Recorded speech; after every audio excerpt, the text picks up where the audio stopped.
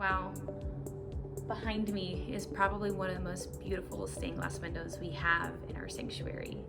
It depicts the Nativity, depicts the start of the good news. And that is where our piece of scripture comes from today. I'm going to be pulling it from the Message version. And it's really just one verse that we're looking at. And it comes from 1 Mark, and it's just verse 1. And it says, "The good news of Jesus Christ, the message, begins here." The good news of Jesus Christ begins here. The birth of Jesus is one of the most triumphant and hopeful moments that happens in all of our history. It is where hope is truly born, where we can be able to look back on it as a remembrance every year at Christmas time, that things get better and that hope and love prevail. 2020 has been a difficult year, to say the least.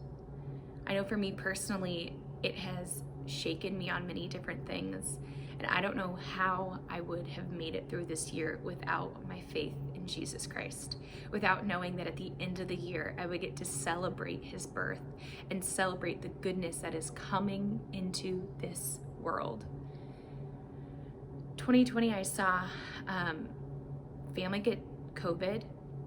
My two best friends lost their mothers, and I couldn't be there with them.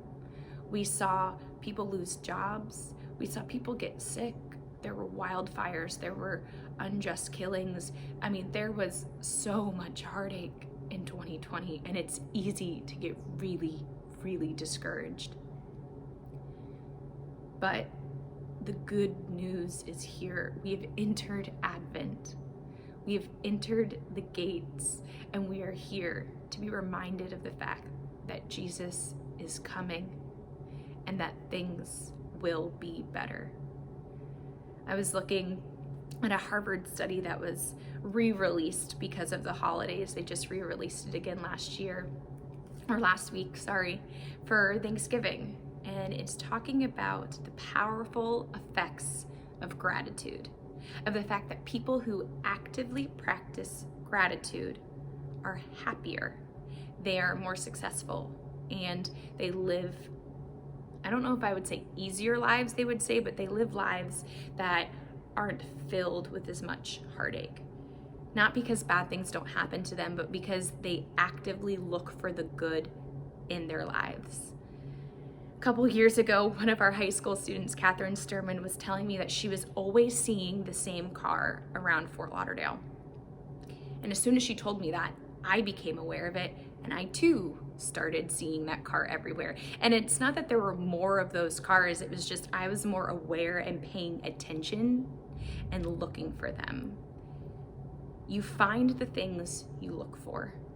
And I want to encourage you to look for the good right now. If you look back over 2020 and make a list of all the good things that happened, I think you will be encouraged by how God showed up and about how, even though this year was difficult, goodness was still there.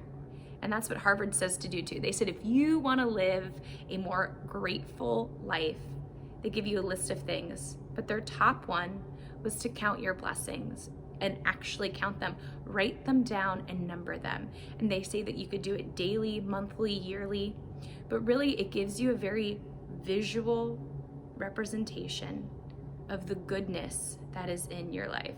And so I went ahead and I wrote down 5 things for 2020 that I am grateful for. So I'm grateful right now that my family is healthy. Seriously, that is not something that a lot of people can say, and I know that, and I'm thankful that my family is healthy. In 2020, I bought my first house. It was an insane time to do it, but God really provided, and I'm incredibly grateful for the fact that I have a home here in Fort Lauderdale. I am super grateful that this year I took a road trip with my best friend from San Francisco to Seattle. We saw the redwoods, the parks, the cliffs, the beaches, listened to music, and got to bond together and enjoy the beautiful West Coast that God created. It is one of my favorite memories of 2020. I'm grateful for my job. I love what I do. I love being active in the lives of our middle school, high school, and college students. This year, more than ever, has proven to me how important it is for a community and to reach out to the people that we love. Which brings me to my last one. I am thankful for FaceTime. Super grateful for FaceTime.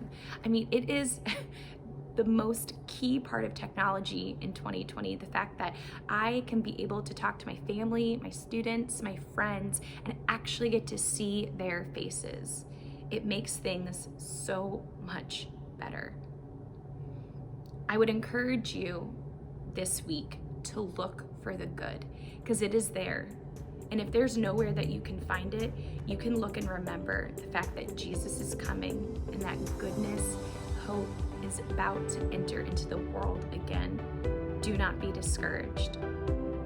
I hope that you have the most amazing week and that you are able to join us for worship on Sunday.